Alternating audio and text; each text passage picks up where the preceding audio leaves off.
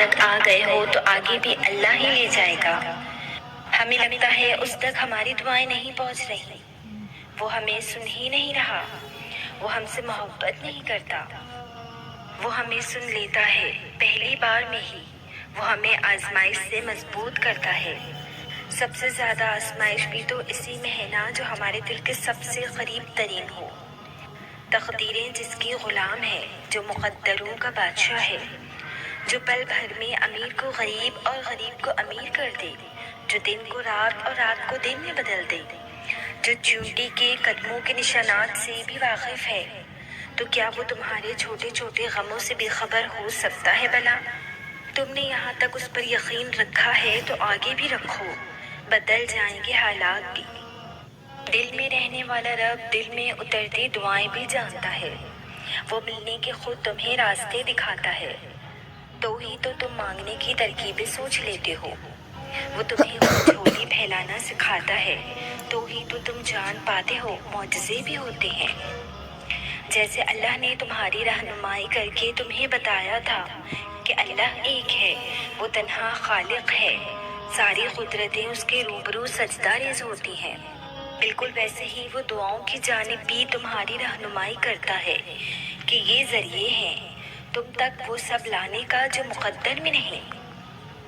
وہ کہہ چکا ہے کہ تم چاہ بھی نہیں سکتے جب تک اللہ نہ چاہے تو، پھر مان لو کہ اس نے چاہا ہے ایسا ہونا، تبھی وہ تمہیں یہاں تک لایا ہے۔ اس نے ناممکن کو اب ممکن کرنا ہے، تبھی وہ تمہاری زبان پہ کن کی طلب لایا ہے۔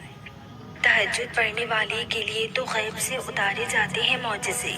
رات کی تاریکیوں میں جب کوئی شدت سے اللہ کو پکارتا ہے نا، تو اس کی جانب متوجہ ہو جاتے ہیں سارے عرش والے۔ پھر اللہ فرماتا ہے کہو کیا مانگتے ہو، کہو کیا فریاد لائے ہو، کہو کیوں رو رہے ہو اے دن پر مسکرانے والے۔ پھر جب تم اپنی عرضیاں اس سے سناتے ہو اور اس کے روبرو سجدے میں گر جاتے ہو، تو وہ حکم دیتا ہے ان دعاؤں کی قبولیت کا جن کے جواب تمہیں لگتا تھا کبھی نہیں آنے والے۔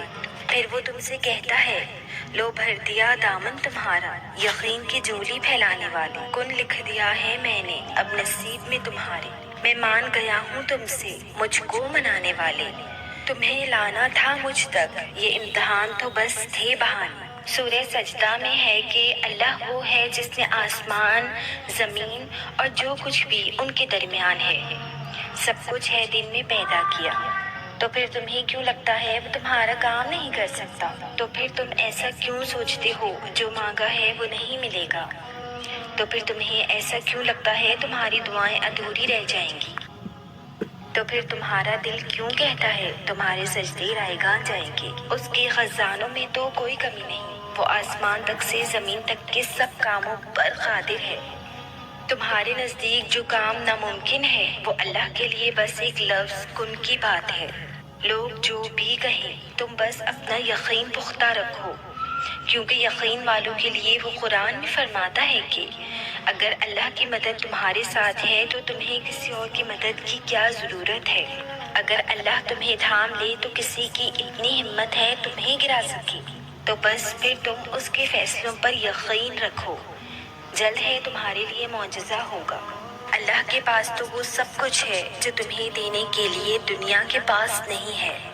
لا حاصل خود ہی سوچ لیا ہے، اللہ کا جواب تو ابھی آیا ہی نہیں۔ دل کا حصہ کیوں بناتا اللہ اگر اس کا ملنا مقدر میں نہیں؟ اللہ نے اگر گناہ کہنا ہوتا تو وہ تمہیں اتنا انتظار کرواتا ہی نہیں۔ دروازے ممکن کے بند ہوئے ہیں، اللہ کے در کے نہیں۔ تمہاری رضا اگر اللہ کی رضا نہ ہوتی تو اللہ تمہیں مانگنے کی توفیق دیتا ہی نہیں۔ نصیب اگر بدل نہ سکتا تو دعائیں اللہ بناتا ہی نہیں۔ اللہ نے اگر معجزہ نہ کرنا ہوتا تو اللہ تمہیں یہاں تک لاتا ہی نہیں۔ جو چیز تمہارے لیے آزمائش بنی ہوئی ہے اللہ تو وہ آزمائش بھی خوشی میں بدل سکتا ہے۔ تم سوچتے ہو تمہاری دعاؤں کا صلہ اب تک اللہ